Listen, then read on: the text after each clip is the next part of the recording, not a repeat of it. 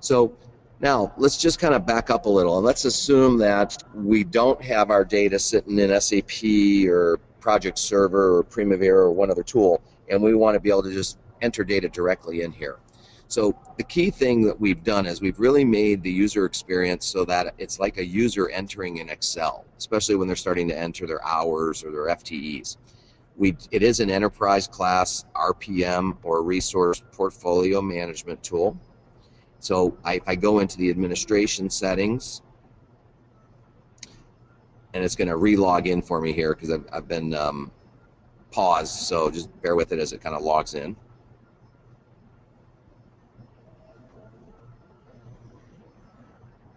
We've got, again, an enterprise class resource portfolio management tool. We have the ability to define roles, so you could have a role of an administrator, program manager, project manager, resource manager, and then you have the ability to define what it is they can do. I was on a demo yesterday with an international customer, and they really were concerned about, is there a way to hide the dollars or the rates? And the answer is yes, so that you can only have maybe certain people see the rates that are being used on a project. You can also detail project permissions. So again, just to really, I'm not going to go to too much here, is that you've got the ability to create different roles and then define different access rights for different people. So again, you might have executives looking at certain things. And again, you can kind of define what are those different options that you have. Typically, you're always going to try and define an attributes that you want to use on a project. We do have basically an export import or an import utility from Excel. If you want to get the system set up quickly and you've already got your data in Excel, we can bring that in. But setting up attributes are just really simple things, such as at a project level, you might want to put in what type of project is it.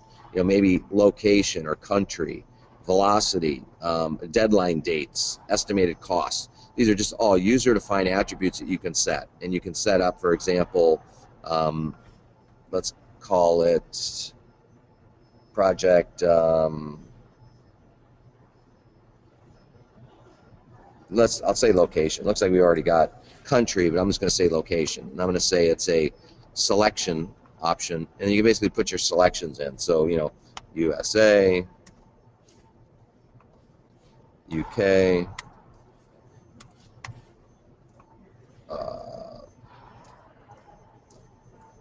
Belize. That's because I'm really thinking about the islands right now. So, and maybe we'll put in Israel. So now these selections will be available for somebody. So if I go create that,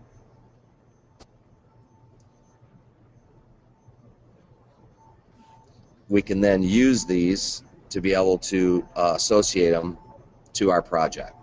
Same is true with resources. This is where you're building out your skills repository, where you might say, I've got a resource, position, role, skills, country, education, date of birth, department, just whatever really you want to set up, you're able to do. And again, if I wanted to go edit and add some stuff, I could just add it here, or I'll show you that in a minute, we've got the ability to do like bulk edits, which is a key thing our customers have always asked for, is that they say, all right, I'm looking at my resource pool, I've got fields up here, and you can change which fields show up just by going to choose your columns.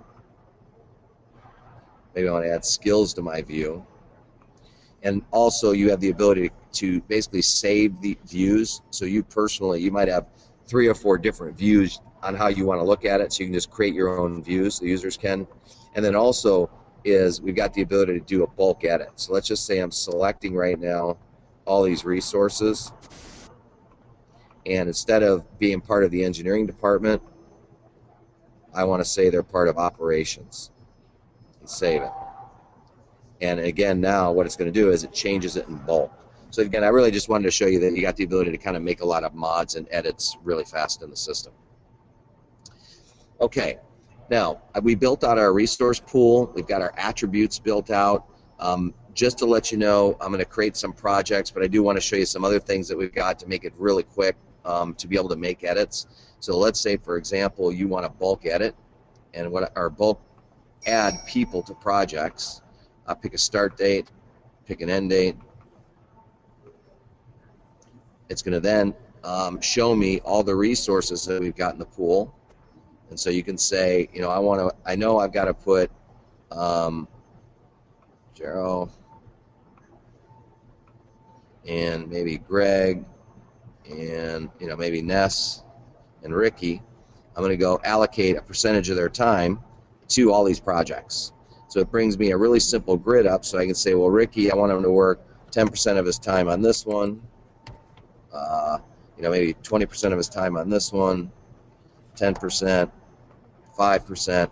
And so some of you that I know have like operational work and you just want to make sure you're allocating a percent of time to different activities or projects, this is a quick and easy way to be able to do that bulk project allocation. And when you accept that, it basically converts all those to hours and dollars and FTEs. So we've got our resources set up. I just showed you a quick way to do bulk update. I probably should have waited to show you that, but I just kind of give you a sense. I have a lot of customers that just want to know, hey, can I quickly just kind of quickly add people to different projects?